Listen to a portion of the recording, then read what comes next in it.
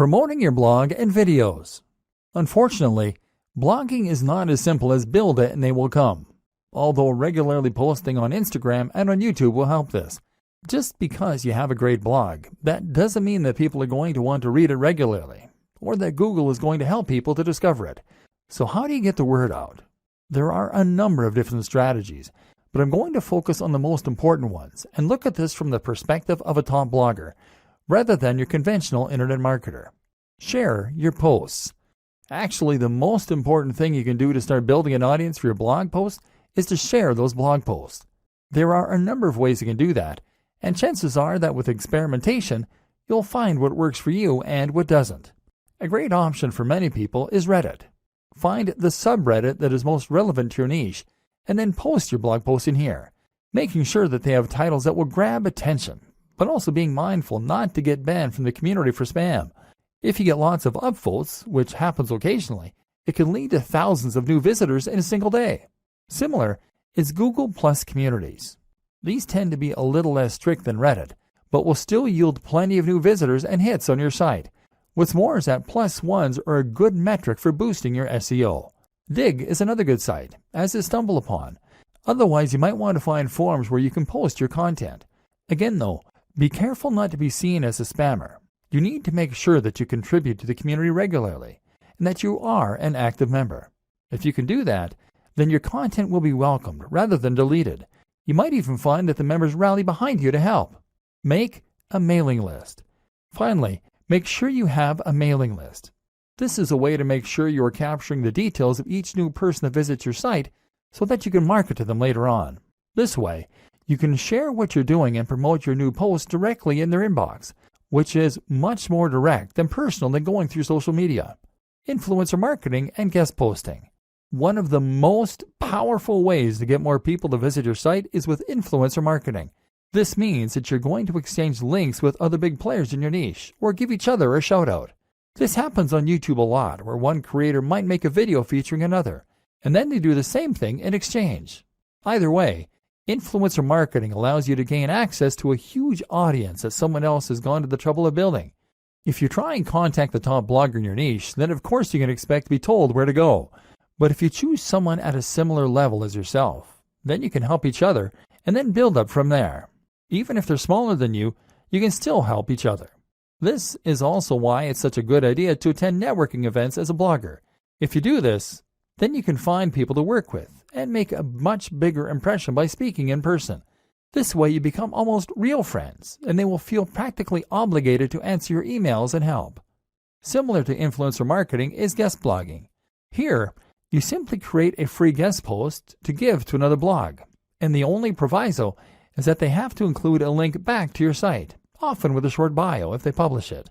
This means writing content and then reaching out to big blogs. Again, start a little smaller and work your way up, and don't be afraid to ask. If you're passionate about what you do, then you'll be surprised how often you get a good response. Again though, this is why it's so important that you know and love your topic, and that your site looks professional. Top brands don't want to associate with lesser brands. SEO. I'm not going to go into detail about this here. This is not a training on SEO, but suffice to say that if you want your site to do well, then a little search engine optimization certainly doesn't hurt. Spend some time learning the basics of SEO, and make sure that your on-page content is up to scratch. Don't cram keywords though, and don't write for the search engines. Write for your audience. And just make sure that you are naturally using related language and ideally the occasional synonym or keyword. It doesn't hurt to do some basic research about what kinds of things people are searching for in the niche either. Make sure your pages load quickly and are responsive for mobile too. The plugins and theme section of this training should have helped with that. The most important part of SEO is to have a diverse and organic looking backlinks profile and to get links from the biggest sites you can. Ideally, you want links from sites that Google trusts, and you can see this by looking at which sites Google features in its news section. If you can't get links from them, then get links from people that they have linked to. Think of this like a game of degrees of separation. Combine this with links that you acquire from people who want to share your content because it is of such high quality. This is why it's so important to write for people and not bots. Nothing beats real links from real people. One last tip. One last tip when it comes to marketing is to look after your fans. If you've ever read the book 1000 True Fans, then you'll know the concept that having a number of true fans can be enough to promote your business and ensure it's a massive success. Answer messages and look after each and every person that shows an interest in your brand. This is what you've been working for, so why would you ignore them? Profiting. After all this work, you'll probably find you want to start earning some profit. If you're going to make blogging your full-time job and really live the dream, then this is really pretty crucial. To start with, you don't need to focus on that. Hopefully, this training has communicated to you how top bloggers get there by writing about what they're honestly passionate about, by creating a unique brand, and by living that brand in a way that all their followers can see. If you can do this, you'll eventually get successful enough that opportunities present themselves to you. This takes time, though, and if you're planning on getting rich overnight, then you're going to get quickly frustrated and give up. That's why you're not too focused on profit to start with. In fact, I recommend that you don't even monetize your blog at first. You won't make much anyway in the first couple of months, and it's more important that you learn to enjoy what you're doing and build the trust.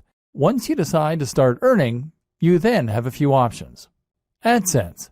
AdSense means placing adverts on your site that will pay out each time someone clicks on them.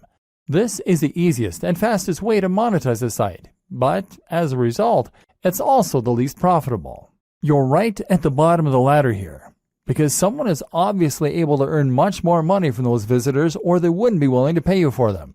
Google takes its cut too, and ultimately you won't earn a living from AdSense until you're getting hundreds of thousands of daily hits to your site. That said, this can be an easy way to make a small side income while you focus on better methods. Selling a product. The ideal scenario is that you sell your own product. This will be something like an ebook or a course that you develop. People will want to buy this because you've put the time in and built that trust, and now you'll be getting 100% of the profit. Better yet, selling a product will keep people engaged with your brand and means they'll be more likely to buy future products from you.